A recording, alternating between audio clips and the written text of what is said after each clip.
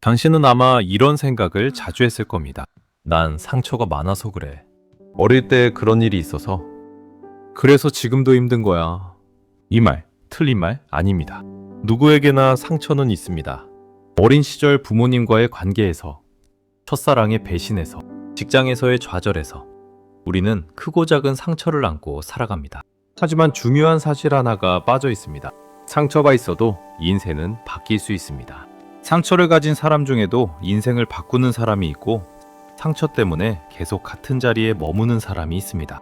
그 차이는 무엇일까요? 오늘은 조금 불편한 이야기 하나를 하겠습니다. 당신 인생이 멈춰있는 진짜 이유에 대한 이야기입니다. 혹시 이런 경험 있으신가요? 사람을 믿었다가 상처받고 다시 혼자 버티다가 또 누군가에게 기대고 결국 비슷한 결말로 끝나는 반복. 관계도 그렇고 일도 그렇고 감정도 그렇습니다. 예를 들어 볼까요? 연애를 시작할 때마다 처음에는 좋지만 어느 순간부터 불안해집니다. 상대방이 나를 떠날까봐, 배신할까봐, 또 상처받을까봐. 그래서 먼저 마음을 닫거나 아니면 지나치게 집착하게 됩니다. 결국 관계는 무너지고 당신은 혼자 남습니다.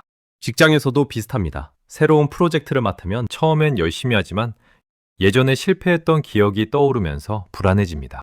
또 실패하면 어떡하지? 그래서 적당히 하거나 아예 시도조차 안 하게 됩니다. 결국 성장 기회를 놓치고 당신은 같은 자리에 머뭅니다. 그럴 때 우리는 이렇게 정리합니다. 난 원래 이런 사람인가 봐. 상처가 많아서 어쩔 수 없어. 이 말이 당신을 잠깐 편하게 해주긴 합니다. 왜냐하면 이 말은 당신에게 책임을 덜어주기 때문입니다. 내 잘못이 아니야. 과거 때문이야. 그 사람들 때문이야. 하지만 동시에 당신 인생을 멈추게 하는 말이기도 합니다. 왜냐하면 이 말은 당신에게서 변화의 가능성을 빼앗기 때문입니다. 어차피 내 상처는 안 고쳐져. 나는 바뀔 수 없어. 심리학에서는 상처 자체보다 더 중요한 개념이 하나 있습니다. 바로 회피학습입니다. 사람은 한번 크게 다치면 다시는 같은 고통을 겪지 않기 위해 뇌가 전략을 만듭니다. 이건 생존 본능입니다. 원시 시대에 뱀에게 물린 사람은 다시는 풀숲에 가지 않습니다. 독버섯을 먹고 배탈이 난 사람은 그 버섯을 다시는 먹지 않습니다. 우리 뇌는 이렇게 학습합니다. 위험해 보이는 선택은 피하고, 불편한 감정이 생길 것 같으면 멈추고, 익숙한 방식으로만 움직이게 됩니다. 문제는 여기서 시작됩니다. 뇌는 안 다치는 선택과 인생이 나아지는 선택을 같은 것으로 구분하지 않습니다. 그저 안전해 보이는 쪽을 선택할 뿐입니다. 예를 들어 이런 겁니다. 당신이 과거에 사람들 앞에서 발표하다가 큰 망신을 당했다고 합시다. 그 순간의 수치심, 창피함, 무력감이 너무나 강렬했습니다. 당신 뇌는 이렇게 학습합니다. 사람들 앞에서 말하는 건 위험해. 절대 또 하면 안 돼. 그래서 당신은 앞으로 발표할 기회가 올 때마다 피합니다. 저는 그런 거 못해요. 다른 사람 시키세요. 제 성격엔 안 맞아요. 당신 뇌는 이렇게 생각합니다. 잘했어. 우리 안전해. 하지만 현실에서는 무슨 일이 벌어질까요? 당신은 승진 기회를 놓칩니다. 당신 아이디어는 세상에 전달되지 못합니다. 당신 목소리는 회의실에서 묻힙니다. 당신 뇌는 당신을 고통에서는 지켜줬지만 성장에서는 멀어지게 만든 겁니다. 그래서 이런 일이 벌어집니다. 상처를 받지 않으려다 도전하지 않게 되고, 실패하지 않으려다 아무것도 바꾸지 않게 되고, 불안해질까봐 결국 익숙한 선택만 반복합니다. 예를 들어 볼게요. 당신이 과거에 연애에서 배신당한 경험이 있다고 합시다. 그래서 이제 사람을 만날 때 항상 조심합니다. 너무 깊게 들어가지 않습니다. 감정을 숨깁니다. 상대방이 다가오면 한 발짝 뒤로 물러납니다. 나 다시 상처받기 싫거든. 하지만 그 결과는 무엇인가요? 상대방은 당신이 자기를 좋아하지 않는다고 느낍니다. 당신이 마음을 열지 않으니까 상대방도 마음을 닫습니다. 결국 관계는 피상적으로 끝나거나 아예 시작되지도 않습니다. 그러면 당신은 이렇게 말합니다. 역시 사람은 믿을 게 못돼. 그런데 잠깐만요. 정말 사람이 믿을 게 못된 걸까요? 아니면 당신이 애초에 믿을 기회를 주지 않은 걸까요? 직장에서도 마찬가지입니다. 과거에 새로운 일을 맡았다가 실패한 경험이 있다고 합시다. 그래서 이제 안전한 일만 합니다. 이미 잘하는 일, 익숙한 일, 실패할 확률이 낮은 일만 선택합니다. 난 이제 안전하게 가는 거야. 하지만 그 결과는 무엇인가요? 5년이 지나도 당신은 똑같은 일을 하고 있습니다. 같은 연봉, 같은 직급, 같은 업무. 후배들은 당신을 추월해 갑니다. 새로운 기회는 다른 사람에게 돌아갑니다. 그러면 당신은 이렇게 말합니다. 난 운이 없어. 그런데 잠깐만요. 정말 운이 없는 걸까요? 아니면 당신이 애초에 기회를 잡으려 하지 않은 걸까요? 그러다 보면 인생은 이렇게 말합니다. 왜 똑같은 문제로 또 여기까지 왔지? 이 지점에서 대부분의 사람은 다시 말합니다. 역시 난 상처가 많아서 그래.